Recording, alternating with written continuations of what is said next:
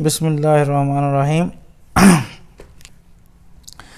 जैसा कि हमारा जो पिछला लेक्चर था वो हमारा ऑपरेटर्स के बारे में था, तो उसमें ऑपरेटर में जो है वो हमारा जो लास्ट ऑपरेटर जो है यूनरी ऑपरेटर जो है उसमें जो है वो जावा का टर्नरी ऑपरेटर जो है वो रह गया था, उसको हम डिस्कस करते हैं। तो उसके लिए यही है कि ये इफ़ एंड एल स्टेटमेंट की जो स्मार्ट रिप्लेसमेंट है कोड की, इसको हम सिंगल लाइन से इसको रिप्रेजेंट करते हैं। ये कंडीशनल ऑपरेटर है जिसके अंदर हम क्या करते हैं, इसके 3 ऑपरेंड्स होते हैं कंडीशनल के अंदर। यानी कि जिस तरह हम इफ़ स्टेटमेंट के अंदर हम देखते हैं कि अगर ये स्टेटमेंट ट्रू है, ये कंडीशन ट्रू है तो do one thing, and if this is not true then do other. तो ये सिंपल सी जो है वो कंडीशनल ऑपरेटर है इफ़ स्टेटमेंट जो है। इसका तरीका क्या होगा हम देख लेते हैं। फ़र्ज़ करें ये हमारे पास 2 वेरिएबल्स हैं, इंट ए जिसकी वैल्यू 2 है और दूसरी इंट बी। ठीक हो गया। इसके लिए हम ये लिखेंगे, हमने कोई तीसरा वेरिएबल डिफ़ाइन किया, उसको हमने वो जो उसका इफ़ एल स्टेटमेंट को यूज़ करके उसके लिए हमने जो है क्या करना है, ये तो जो करें, ये वाला जो है ये एक फर्स्ट ऑपरेंड है, क्वेश्चन मार्क के बाद ये सेकंड ऑपरेंड और कोलन के बाद ये थर्ड ऑपरेंड। ये ज़रा तवज्जो कर लें। ये जो फर्स्ट ऑपरेंड है ये हमारा एक्सप्रेशंस है या वेरिएबल्स है, ये कंडीशन ऑपरेशन है जिसकी ये कंडीशन चेक करने के लिए कि कौन सी कंडीशन जो है वो चेक करनी है। तो ये फर्स्ट पार्ट जो है ना इसका वो ये है कंडीशन चेक करने के लिए कि if A is less than B, then question mark के बाद जो है वो आप जो उसकी ट्रू वेरिएबल्स होगा, जो ट्रू कंडीशन जो होगी वो आप उसकी शो करवाएंगे, और कोलन के बाद जो है उसकी फॉल्स स्टेटमेंट 2 वेरिएबल्स के अंदर। ट्रू स्टेटमेंट आपकी जो है वो हमेशा क्वेश्चन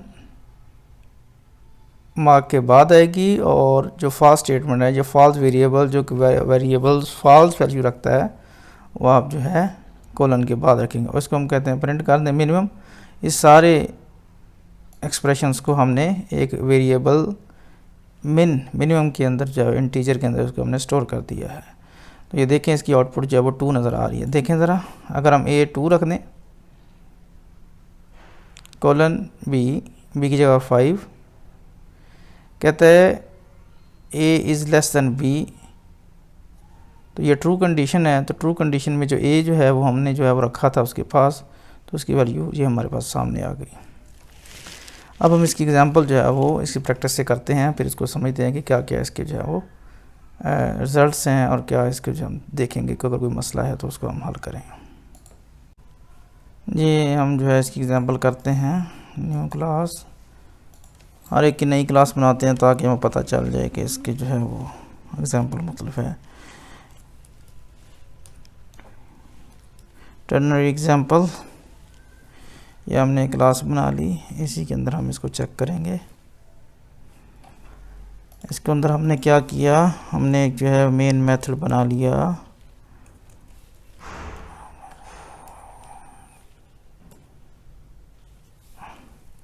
जब हमने ये मेन मेथड बनाया तो इसके अंदर हमने इसी तरह हम कर लेते हैं int a is equal to 5 and then int b is equal to 2। Then क्या होगा, इसकी हम स्टेटमेंट को चेक करते हैं। क्या देखें, अभी हमने इसको एक और मिनिमम वैल्यू जो है वेरिएबल वो डिक्लेयर किया, उसके अंदर हम ये कंडीशन लगा रहे हैं। क्या है, a is less than b question mark then a colon b, और इसको हम शो करवाते हैं ए को। क्या रिजल्ट आता है, शो दी वैल्यू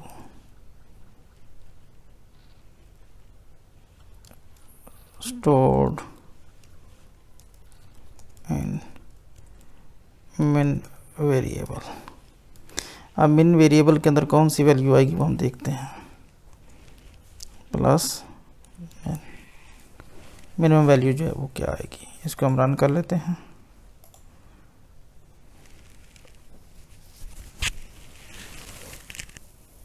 टू, इसमें जो है वेरिएबल टू आएगा कि इसकी वेरिएबल जो है उसमें से ट्रू वैल्यू जो है वो आ जाएगी। A is less than b, show a else b. True value, इसकी फॉल्स वैल्यू इसमें आ जाएगी। अगर लेट्स सपोज कि हम इसको ये कर लेते हैं, ए इज़ लेस देन बी, हम कहते हैं कि इसको ऐसे कर लेते हैं, ए is greater than B, then क्या होगा 5। यानी कंडीशन हमने ये बता दी है कि इसमें से ए और बी में से जो भी वैल्यू बड़ी है वो आपने शो करवानी है। तो इसमें जो 5 है, ठीक है, तो हम इसको जो है इफ़ कंडीशंस को, टर्नरी कंडीशंस को यूज़ कर सकते हैं, टर्नरी वेरिएबल्स को इफ़ एल्स के हिसाब से, ठीक है। इसको हम अगर चाहें तो हम दूसरे जो इफ़ स्टेटमेंट को यूज़ करके शो करवा सकते हैं। क्या हुआ, इफ़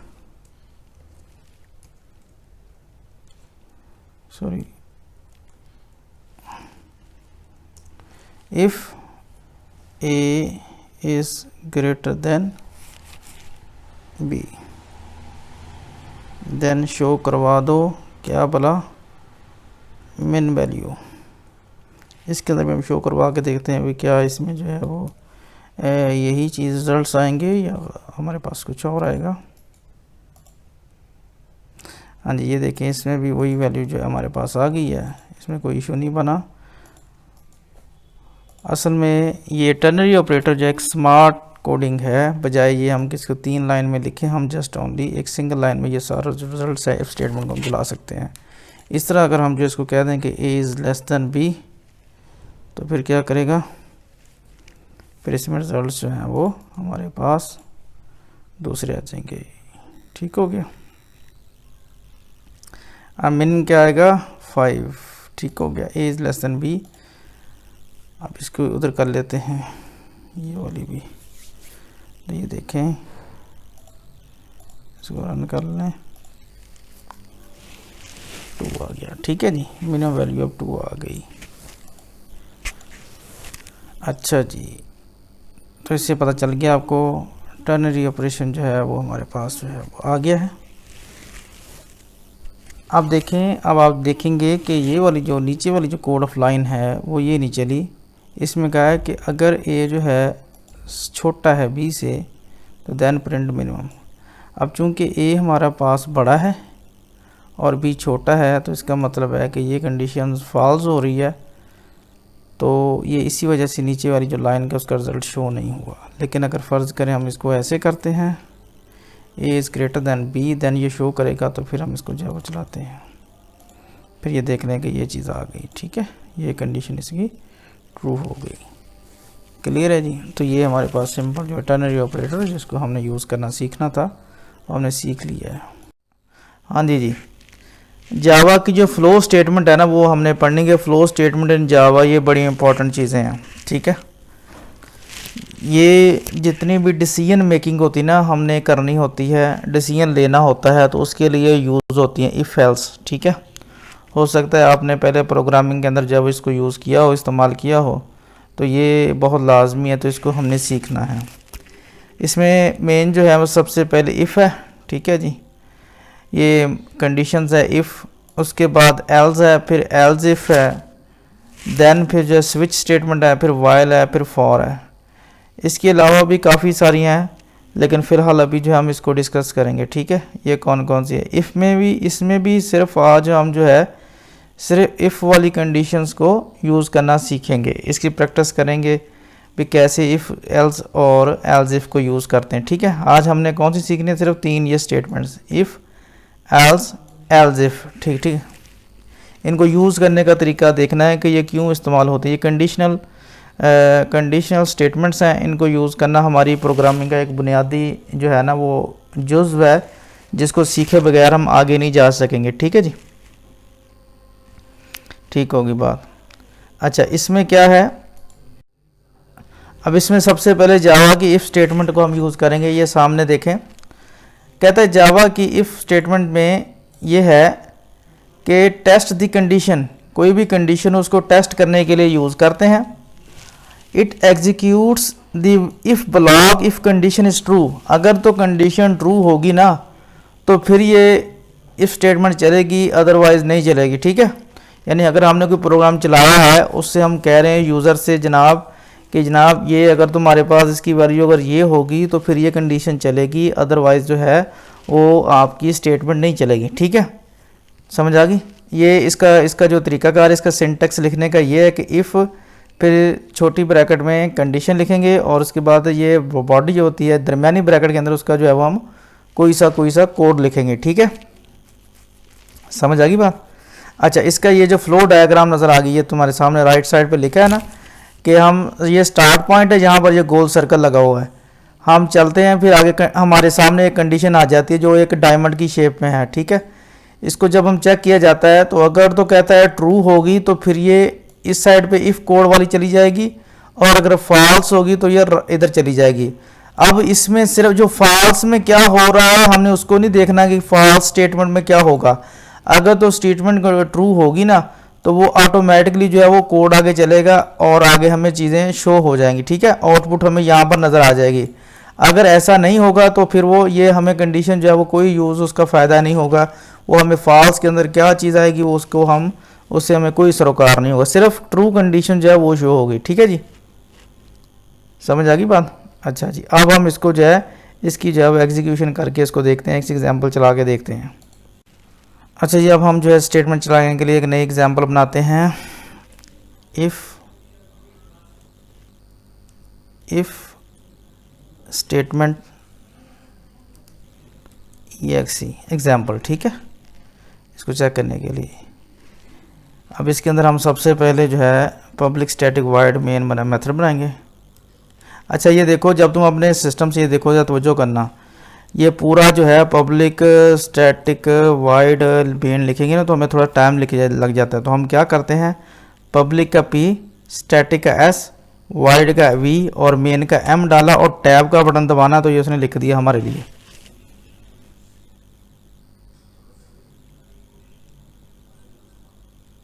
हाँ, ये देखो ना, ये पब्लिक का P ले लिया, स्टैटिक का S ले लिया और वाइड का V और M का मेन का M ले लिया।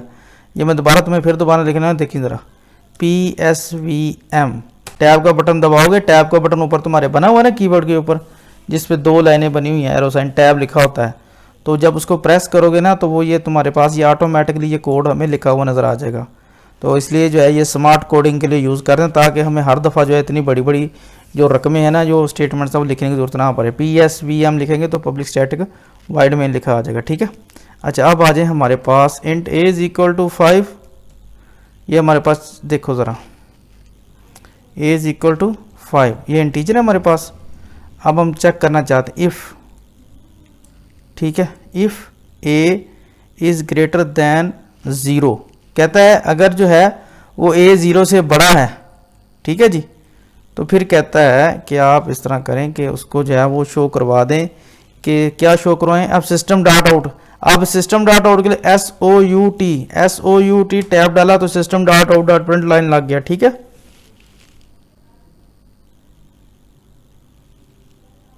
समझ आ रही बात है।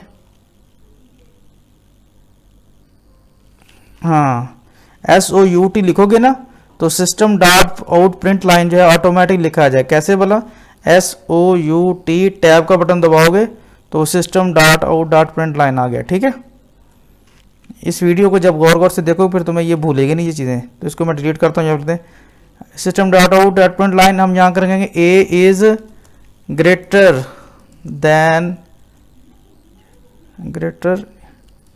देन 0। ठीक है, हमने ये चेक किया ना।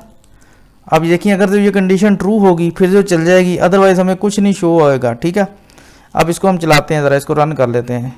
क्या कि इसको सेव कर लें, इसको रन कर लें। जब रन किया हमने तो ये देखो a इज़ ग्रेटर दैन 0, ये ट्रू थी ना condition, a is equal to 5 था तो इस वजह से ये चल पड़ा है। अगर मैं यहाँ पर इसके लिख दूँ कि a इज़ इक्वल टू -5 तो फिर देखते हैं क्या ये चलती है। हाँ, a इज़ इक्वल टू -5 तो फिर देखते हैं क्या ये चलती है। फिर कोई रिजल्ट नहीं हमारे पास आया। क्यों?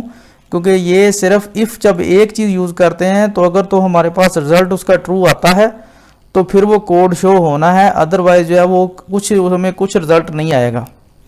समझ आ गई? आप प्रोग्राम के पीछे जो मर्जी चलता, फिर अगर हमने वो कंडीशन ट्रू होगी तो फिर ही जो है वो आपने क्या करना है, फिर वो रिजल्ट शो होगा। ठीक है, ये आपके सामने आ गया। इस तरह हम एक और स्टेटमेंट यूज़ कर सकते हैं। लेट्स सपोज इफ़ इंट, अच्छा ये हम उसको कर लेते हैं, ये ऊपर वाले को छेड़ लेते हैं। If A is equal to A is equal to 10 5, अगर हम यहाँ पे लिखते हैं if A is equal to 0 5, यानी अगर वो 5 के इक्वल होगा तो फिर हम कहेंगे कि यार you gas the exact word. क्या हुआ? You gas the exact word, कि तुमने बिल्कुल सही वर्ड जो है वो सिलेक्ट कर लिया है। ठीक है, अब ये जब इसको रन करेंगे तो ये देखो, अब अगर यहाँ पर हम एक ही जगह पर 5 की जगह पर 10 लिख दूँ तो फिर क्या होगा, वो पहेली बन जाएगी हमारे लिए। वो जो भी दर्ज करता जाएगा तो हमें वो कुछ नज़र नहीं आएगा। ठीक है, ये हम जो है पहेली जो है वो इसको हम इस तरह कर सकते हैं। यानी कि अगर हम इसकी गेम बनाना चाहें तो गेम भी हमारी बन जाए। हम इनपुट लेंगे यूज़र से, अगर तो उसने शो करवा दिया ठीक है, नहीं तो फिर हम उसको क्या कहेंगे, वो आपके गलत इंटर किया है। इफ़ स्टेटमेंट समझ आ गई कि इफ़ स्टेटमेंट के कब इस्तेमाल होनी है? सिर्फ अगर कंडीशन ट्रू होगी तो फिर वो कोड चलेगा, अदरवाइज वो उसका कोड रिजल्ट नहीं आएगा। ठीक है, अच्छा जी, अब हम आगे देखते हैं। अच्छा ये देखें जी, ये हमने एग्जांपल में वो देखा कि अगर हमारे पास एज इज इक्वल टू 20 है तो अगर age is greater than 10 system out the alternative क्या है, एज इज़ ग्रेटर दैन 18, तो ये कोड चल पड़ेगा ना, क्योंकि एज हमारी हमने 20 के इक्वल। नेक्स्ट है हमारी Java if else statement. If else यानी दोनों इकट्ठे चलेंगे, यानी कि अगर कंडीशन ट्रू हो तो वही शो करवा दे, अगर कंडीशन ट्रू ना हो तो वो भी डाटा शो करवा देना। दोनों के स्टेटमेंट हमें शो होनी चाहिए।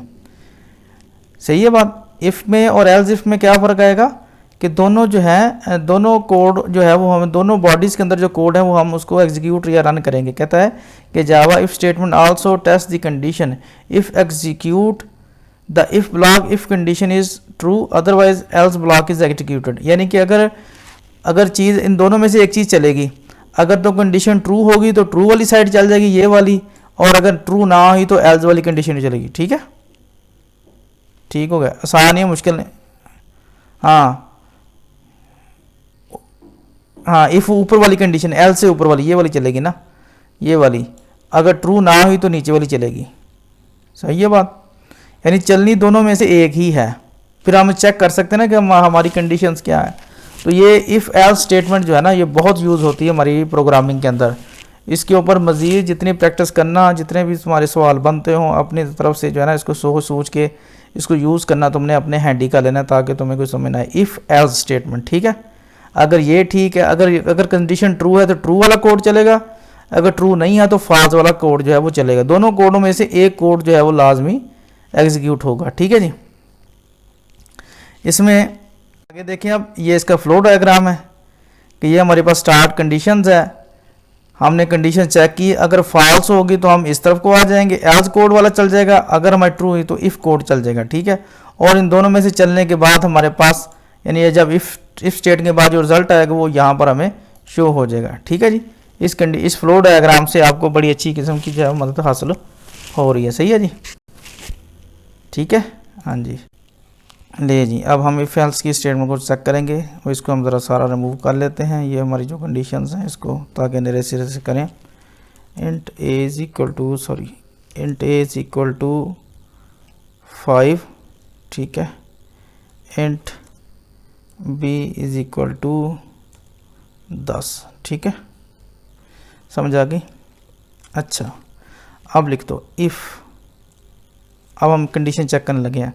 कहता है ए जो है ग्रेटर दैन बी हो। ठीक है, ये दो वेरिएबल हमने बनाए ना।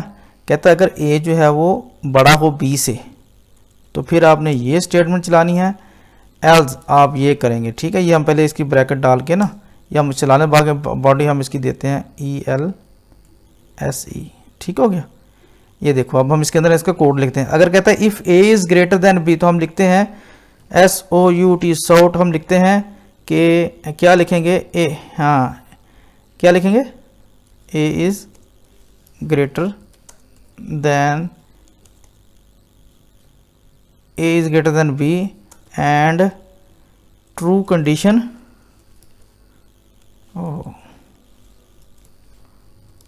कंडीशन एग्जीक्यूटेड, ठीक है, ताकि हमें ये पता चल जाए इज एग्जीक्यूटेड, ठीक हो गया।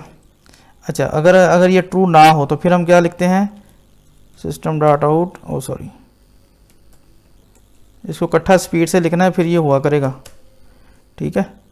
अगर B is not greater than, A is not greater than किससे, B से, and else या false statement is executed।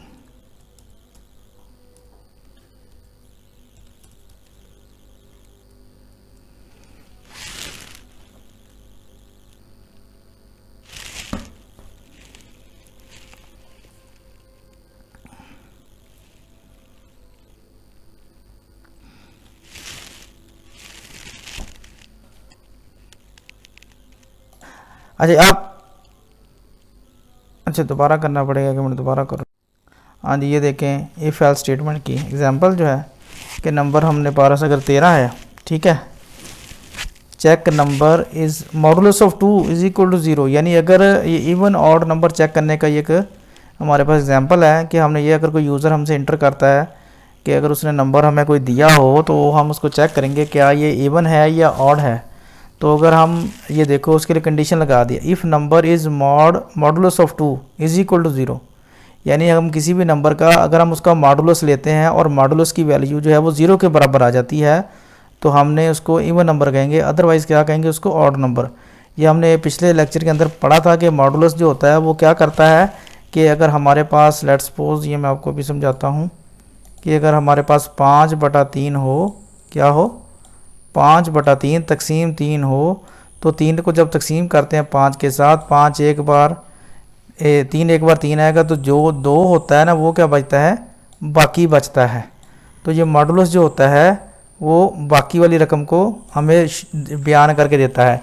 तब जब किसी रकम का अगर हम फ़र्ज़ करें 4 को 2 पे तकसीम करते हैं, 4 को 2 पे तकसीम करते हैं तो इसमें बाकी जो है वो ज़ीरो बचता है ना, तो बाकी जब 0 बचेगा इसका मतलब है कि ये जो है 0 का मतलब बाकी बचेगा, तो ये 2 के साथ हमने इसी वजह से डिवाइड कर देना कि जो 2 से तकसीम हो जाती है पूरी रकम, उसका डिवाइड उसका रिमाइंडर जो है उसका बाकी 0 बच जाए तो फिर उसको हम इवन कहते हैं। इसी वजह से हमने ये कंडीशन जो है वो लगाई है कि नंबर कोई भी नंबर हो उसका अगर जब हम मॉडुलस लेते हैं यानी मॉड लेते हैं तो फिर वो बराबर अगर 0 के आ जाए तो फिर वो इवन नंबर होगा, अदरवाइज़ उसका जो है वो उसको हम ऑड नंबर कहते हैं, ठीक है।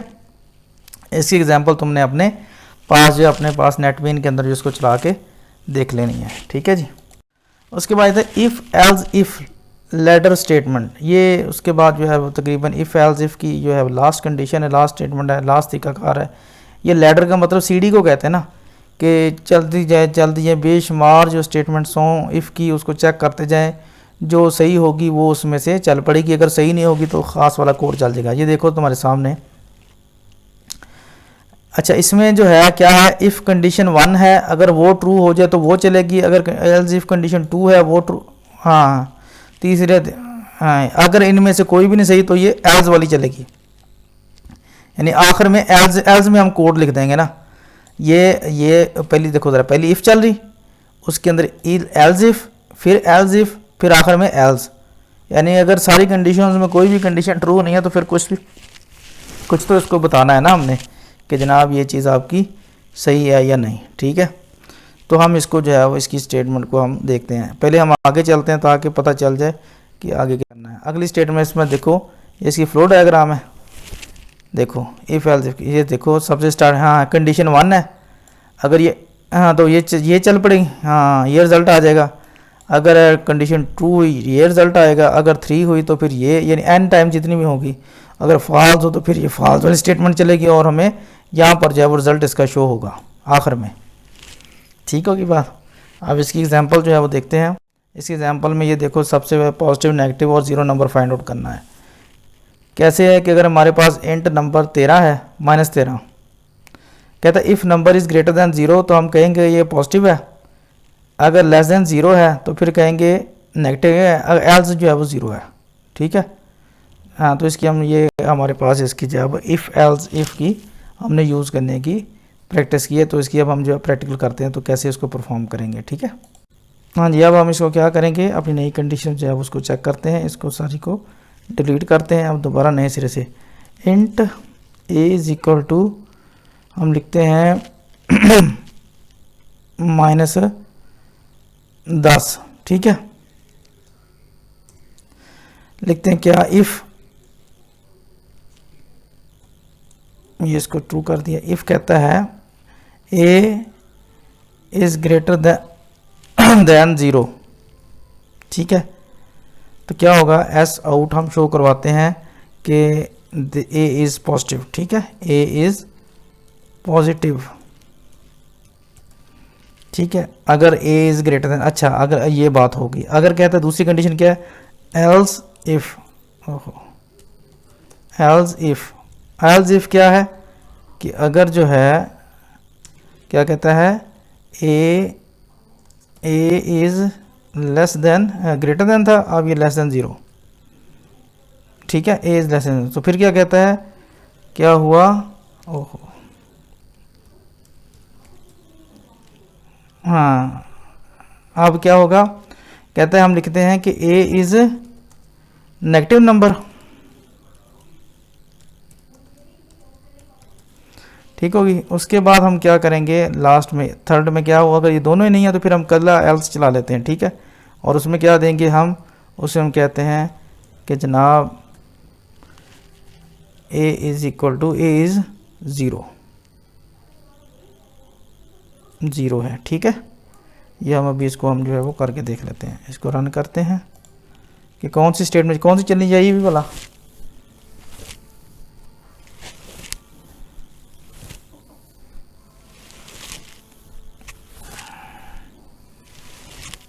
कौन सी चलनी है, पहली इफ़ वाली चलनी है, एल्स इफ वाली चलनी है कि एल्स वाली चलनी है। जब इसको चलाएंगे तो कौन सा रिजल्ट आएगा,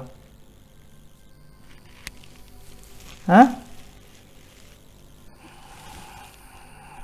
अच्छा अब देखो तो अब क्या रिजल्ट आएगा इसका।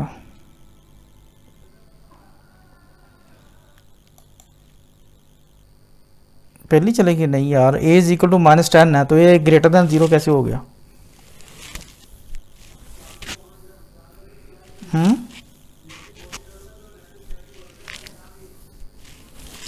हम्म